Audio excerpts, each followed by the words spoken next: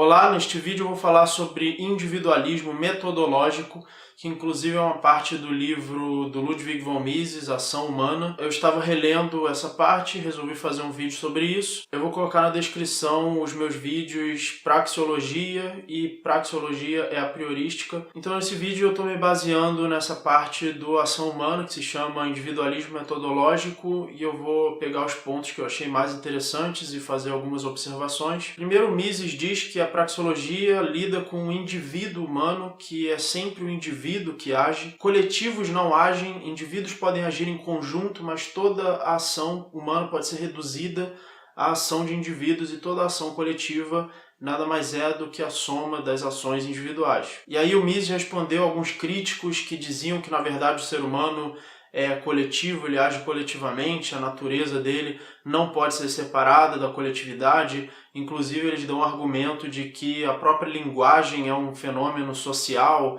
e você não pode raciocinar sem o uso da linguagem. Então todo o raciocínio, toda a ação não poderia ser separada do aspecto social e que por isso, para entender a sociedade, você deve entender pelos coletivos e não pelo indivíduo. E na verdade eu acho que esse argumento é uma falácia genética, é você dizer qual é a natureza humana hoje baseado em como ela surgiu, ou você determinar qual é a natureza do raciocínio ou da linguagem baseado em como esse raciocínio surgiu, ou pelo fato dele ter uma utilidade social. Mesmo que a linguagem humana tenha se desenvolvido por razões sociais, isso não prova que o raciocínio humano e a ação humana tenham uma natureza coletiva. Inclusive, se você quiser entender melhor sobre falácia genética, também tem um vídeo no meu canal sobre falácia genética, que eu vou colocar também na descrição. Segundo Mises, o individualismo metodológico não nega a existência de sociedades, coletivos, nações, etc. Mas, pelo contrário, propõe um método do individualismo como o método correto de entender essas estruturas coletivas. O caráter de uma nação, de um coletivo, ou até mesmo de bens econômicos, não são dados da realidade empírica, mas sim um dado interno. Uma nação é uma nação porque os indivíduos entendem que seja uma nação. Por exemplo, fronteiras são linhas imaginárias, elas não fazem parte dos dados empíricos, elas são um significado que é dado pelo indivíduo. Não há nenhuma parte de uma sociedade que não se constitua de indivíduos e ações de indivíduos. Por exemplo, a ação de um governo pode ser reduzida às ações dos membros desse governo. Se eu disser que a Alemanha invadiu a Rússia, não quer dizer que um país decidiu invadir outro país. O que na verdade aconteceu foi que um conjunto de indivíduos armados invadiu um determinado território e um indivíduo que era o líder deles tomou essa decisão e cada um deles tomou a decisão de seguir as ordens. As causas e consequências de um fato da sociedade só fazem sentido pela ótica do indivíduo agindo, usando meios para alcançar fins, e não grupos ou coletivos usando meios para alcançar fins. Por exemplo, se eu pego um copo cheio de água e digo que o que está dentro do copo é H2O, eu estou falando de um dado empírico. Esse dado não depende da minha interpretação.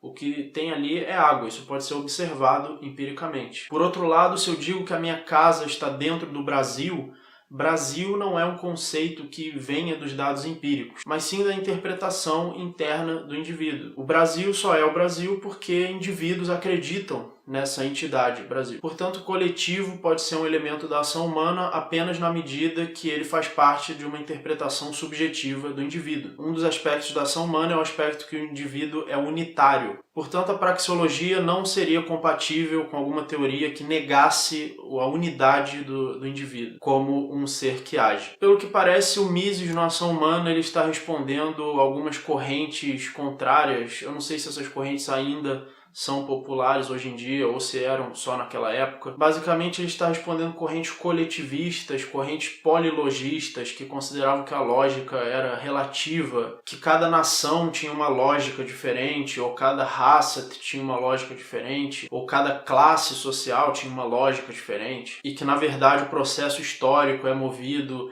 pelas classes ou pela raça, ou pela sociedade, ou pela nação. Então Mises, em várias partes da ação humana, ele está refutando essas correntes contrárias. Por exemplo, o marxismo, que diz que a história é movida pelas classes, que são as classes que estão agindo ao longo da história e não indivíduos. O nazismo considerava que raças é que estavam agindo e também era nacionalista, ou seja, considerava que uma nação é que estava agindo. Se vocês tiverem gostado, eu posso fazer outros vídeos comentando outras partes do livro Ação Humana, ou se vocês quiserem eu posso comentar outros livros. Então deem suas sugestões nos comentários, se tiver algum livro ou algum artigo que vocês queiram que eu leia, para depois eu comentar o que eu achei interessante. Se você ainda não é inscrito, se inscreva no canal. Na descrição tem o link de vários vídeos sobre economia, sobre praxeologia, sobre ética. Se você quiser ajudar o canal, você pode fazer uma doação em Bitcoin ou através do Patreon, que estão na descrição. Muito obrigado e até o próximo vídeo.